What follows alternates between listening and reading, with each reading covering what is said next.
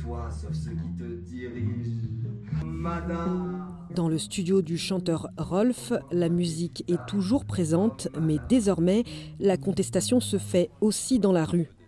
Depuis une semaine, ce lieu sert de quartier général pour les artistes qui soutiennent la génération Z. Tous vivent les mêmes coupures d'eau et d'électricité. Tous ont décidé de se mobiliser. On a de l'eau à partir de 23h jusqu'à 5h du mat à peu près.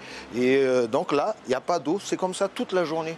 Tous les jours depuis 10 ans, au moins 15 ans, je ne sais plus. Donc moi j'ai mis un système M, pas système D.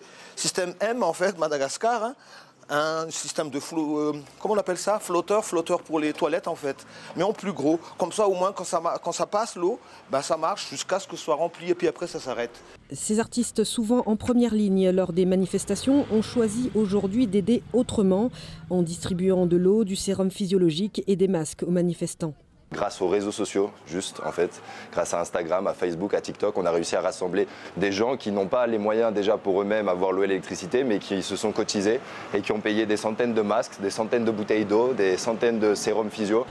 Étudiants, artistes, freelancers, influenceurs, ces jeunes de la génération Z sont éduqués, hyper connectés et inspirés par les mouvements similaires à travers le monde, notamment la révolte au Népal.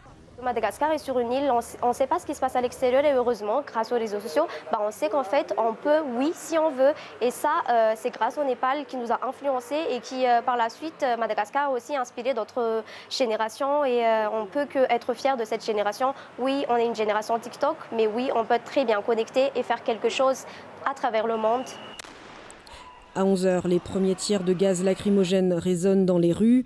Anna et ses amis prennent leur scooter pour déposer vivres et matériel dans plusieurs points de ralliement du centre-ville, comme à cet endroit géré par un collectif d'artistes et de sportifs.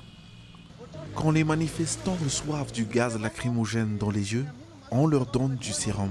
On pulvérise les yeux avec, ou aussi quand il y a une personne qui tombe, c'est nous qui le portons pour l'emmener sur le trottoir pour éviter qu'elle se fasse piétiner. Une personne nous a donné aussi son numéro de téléphone. Elle a une voiture disponible qu'on peut utiliser si on a besoin d'évacuer quelqu'un rapidement.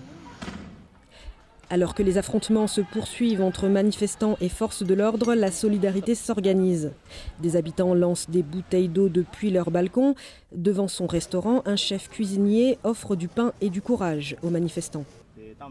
Quand on a commencé à manifester le 25, il y avait une personne qui s'est évanouie là-bas.